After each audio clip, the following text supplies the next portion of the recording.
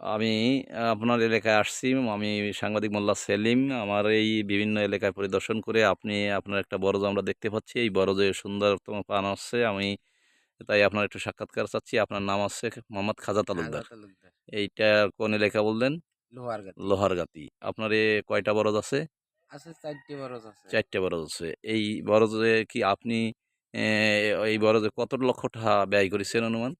অনুমান নিজে খরচ খরচা যায় প্রতি বছরে তো ধরো ৩,০০,০০০ থাকে। ২,০০,০০০। ৩,০০,০০০ টাকা আপনি খরচা দিয়ে ব্যয় করেছেন। হ্যাঁ। এখন এই পর্যন্ত আপনি পান বিক্রি করে কেমন টাকা আ অ অর্জন করেছেন? মোটামুটি আরকি যাও। যা হোক বলতে একটা ধারণা হ্যাঁ, সম্ভাব্য? সম্ভব আছে দেখা যাচ্ছে যে হইছে। এতদিন তো মনে করেন হয় নাই এখন লগদ-চগদ তো ধরো দেখা যাচ্ছে যে কিছু আংশিক পাইছি। ও তাতে অনুমান ৳১০,০০,০০০ টাকা? ধরুন ৮-৮ লাখ ৳৮-১০,০০,০০০ টাকা। তা এন। আপনি এই যে পান চাষ করে আজকে যে সাফল্য অর্জন করেছেন, এটা সরকারের কাছে আমাদের চাওয়া যে আপনার এই পান চাষের দেখাদেখি আর এলাকায় যত পান চাষিরা আছে, এই আপনার উৎসাহ নিয়ে তারাও এরকম পান চাষ করবে। আর অর্থনৈতিক ক্ষেত্রে বাংলাদেশ সরকারকে সহযোগিতা হচ্ছে আর আপনার এলাকায় অর্থনৈতিকভাবে স্বাবলম্বী হচ্ছে। তাই আমরা মিডিয়া থেকে আসছি যে আপনার এই পান চাষ দেখে আমাদের খুব ভালো লাগছে।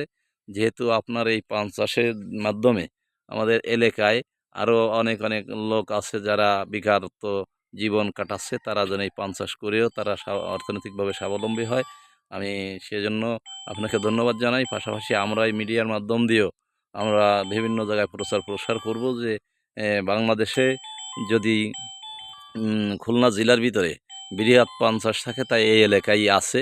এই এলাকায় প্রায় বাড়ি আমি দেখতেছি যে প্রায় শতকরা ৮০% লোকই এই পান চাষে তারা সাফল্য অর্জন করছে। অনেক অর্থনৈতিক টাকা বা বিদেশ থেকে আ অর্থ সহযোগিতা বাংলাদেশে হচ্ছে আপনাদের পান চাষের মাধ্যমে, আমদানি রপ্তানির মাধ্যমে। তো ধন্যবাদ। আপনি আ আমাদের জন্য দোয়া রাখবেন। আর আপনিও এই সাফল্যের সাথে আপনার পাশে যারা আছে এদেরও উৎসাহ দিবেন পান চাষ করার জন্য। ধন্যবাদ আপনাকে। ধন্যবাদ।